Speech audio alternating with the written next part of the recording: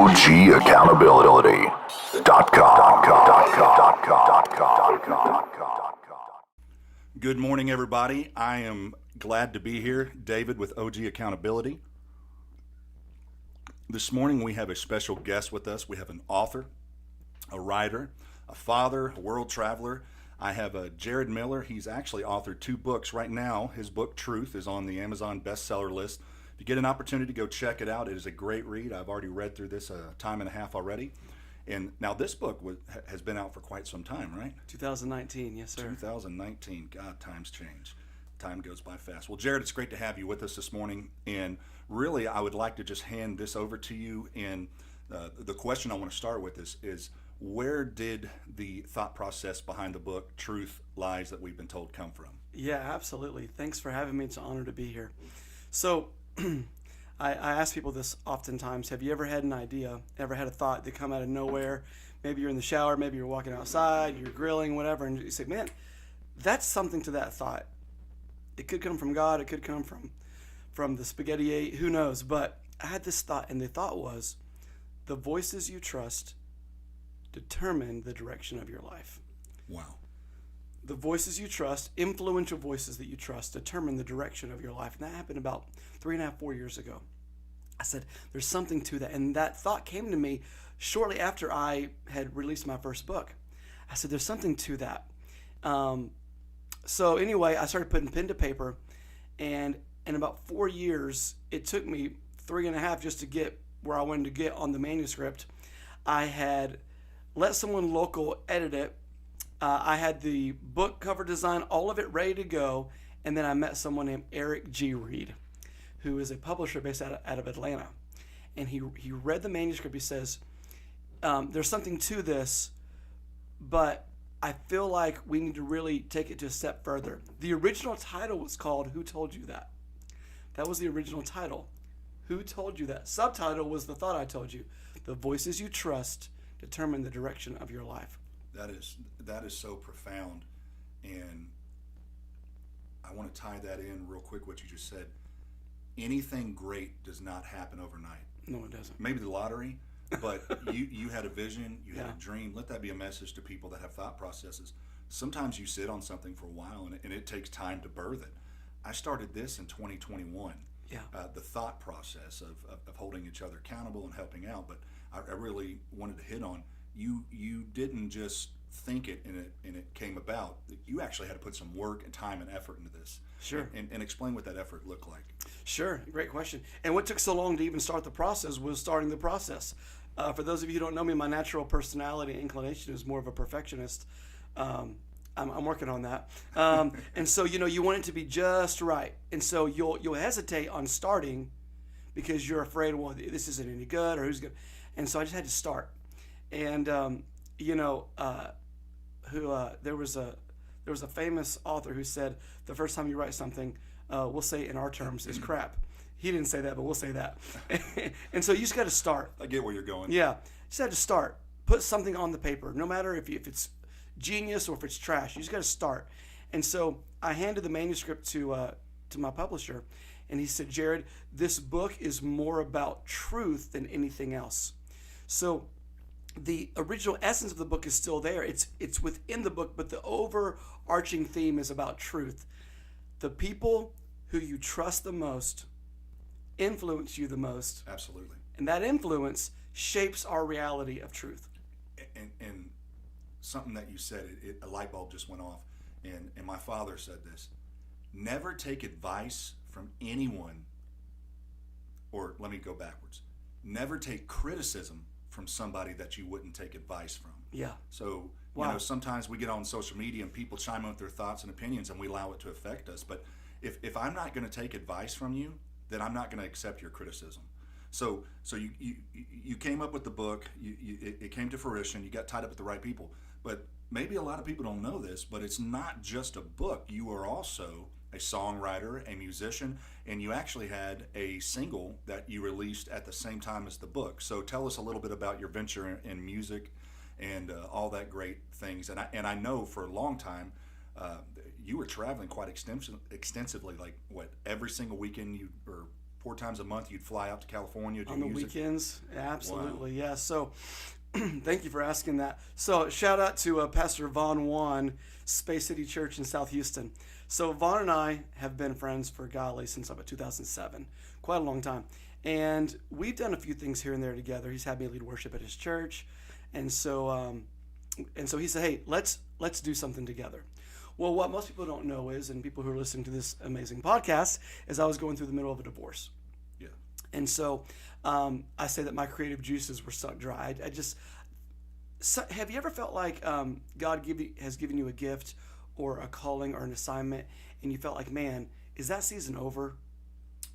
Just about every single day of my life. Yes. Yeah, and people still look at me and say, Jared, no, you've been singing and leading worship your whole life and blah, blah, blah, blah, blah. No, I was legitimately wondering, do I have another song in me? Absolutely. People might think, really? No, that was absolutely the truth. And so he was after me like, hey, let's do something together. And I believe that he got to the point where he felt like I was brushing him off. Like he didn't know that deep down inside, it wasn't that I didn't want to collaborate with him. It's that I was ashamed. I felt like, man, I don't have anything like what I've been going through in my life. I don't know if I have another song in me. And you definitely did. You know, I was having this discussion with somebody about music the other day. Some of the songs that we listen to on the radio, some of the classics, Yeah. what we don't understand, we're jamming out to them, we're having a good time. But every time that songwriter hears that song, like one I think about from when we were kids, Bret Michaels, Every Rose Has Its Thorn. Right. He wrote that out of a horrible position, and he wasn't even going to put it out. Right. So every time he heard that song, he's reminded of the worst breakup, and we're all like, this is the best song ever. And it came out of a horrible place. So sometimes out of the desert, you know, we get that oasis of thought, we get that degree of brilliance. And I really love the song. I want to put a link on there for people to go listen to it. So you've always had a knack for music. Here you are traveling. Working for multiple different facilities, helping out in praise and worship, helping out in a lot of different areas. And in the meantime, going through a divorce. And if you've never been through a divorce and you're like, well, I wonder, you know, how that feels. Don't try to wonder how it feels. Right. Don't try to put yourself in a place, in a position of somebody's brokenness to bring it upon yourself if you've never dealt with it. Sure. Yeah, that goes back to don't take advice from people or criticism from people you wouldn't take advice. Yeah. I don't take advice from people who haven't been through it and been through the hellfire. And divorce is hellfire. Even if it's very amicable, it Right. still is. So you get through that, I'm not going to say hump, but you get through that area in life where it's like, dang, is this all over? So you go through a rebuild mode. You have 2 beautiful boys, and here you are, hitting a point of success and going to build upon that. So do you have any visions for another book in the future? Or I know you're not going to quit music because we're not going to let you do that. That's right. That's right. Do you have any thought processes for another book? Or David, I have about 5. Yeah, I have about 5. And so will all 5 come to fruition? I don't know. It's a journey. It's a dance. But the seed is there. The seed. And so what I have to be careful is I'll release something, I'll give birth to something, and then I move on to the next thing. But I need to maximize what God's given me in this season right now too, and not get ahead of myself. I have a tendency to do that.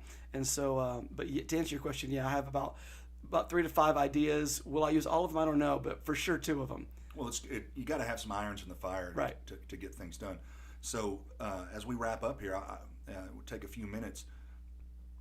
As men in society, things have changed so much, but one of the things that we are really hitting on is, as part of OG accountability, it's not just handing out guidance and wisdom to a younger generation, but it's also keeping us, the older guys, we're the older guys now. Right. You're older than me. I just want to throw that out there. But what lies do you think men believe or take into their emotional being and live their life on a basic lie that maybe has come by society or whatever it is? What do you think are some of the lies that men believe? Yeah, David, that's one of the most important questions you could have ever asked me. I'll give you a couple of them. Number one is that my identity is wrapped up in my experiences. My identity is wrapped up in what I've done versus who I am. Wow. Jesus didn't say I do what I do. He said I am that I am. Yeah. And so why this book is so important, because it talks about, again, the people who we trust the most influence us the most, and that influence shapes our reality of truth. So if your father told you as a son, as a young child, you're lazy, you're no one, you're never going to amount to anything, that trust and that influence will shape my reality of, oh, I'm going to live that out now. Yeah. So as a man, I'm not my experiences, I'm not my past, I'm not my mistakes. My identity cannot be wrapped up in what I've done right or wrong. Mountain high, valley low. No, my identity is wrapped up in who God says that I am. And I'm either going to believe what people say I am or what God, and it's a dance. We go back and forth all the time. The pendulum always is swinging. Am I going to believe what God says I am, or am I going to believe who I am is based on what I've done? Absolutely. Wow. Yeah. And it's funny to me, you can talk to so many different people on a topic. Just an example, I can take this pen, Yeah. and it's green, and you can get 10 different people, depending on how they've lived life, the experiences they've had. They look at it and some will say it's green and go on, but some will go into detail, some won't care, some Right. won't respond. And I think as men, especially, I've gone through divorce. Divorce is hell. It really is. It's hell Sure. on the soul. It's hell for everybody. And if you have kids involved, it's such a heartbreak. But you get lies in your mind when you're going through that, and you shut people out, because most of the time we deal with people from the lie that we're living or believing in our mind. So we deal with them thinking, well, they're thinking of me this way, and they're really not. It's ourself doing it. Sure. We believe our own lies sometimes. So it's important to wrap up with people that are positive. What is the old saying? If you sit at a table with 5 millionaires, you're going to be the 6th. If you go out and you hang out with guys that are habitual cheaters and aren't faithful to their wives, you're going to become the 6th. Yeah. You really do become who you hang out with and you associate with. So I appreciate you being here today. I'm going to go ahead and put some links up on the screen for you to come look, and you can go to Amazon. Can you buy both books on Amazon? Both books on Amazon, yeah. Well, hey, I recommend you buy both. There's also some merchandise. Let's just say real quick that there's somebody out there, an organization, a church, and they say, man, we would love to have Jared come out and play some music for us and promote his book and share with them, our congregation, our assembly, the truth that he has found. How would they go about doing that? Yeah, 2 different ways. You can look me up on social media, Facebook, Instagram, at Jared Miller Official, or you can email me, info@jaredmillerofficial.com. Perfect. Thank you so much for being here, Jared. Thanks, Dave.